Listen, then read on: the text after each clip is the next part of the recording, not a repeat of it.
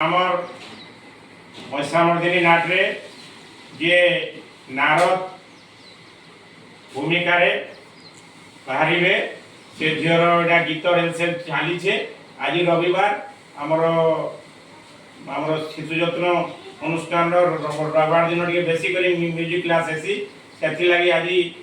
आम मशामर्दिनी नाट्र समस्त गीत आज रिहर्सल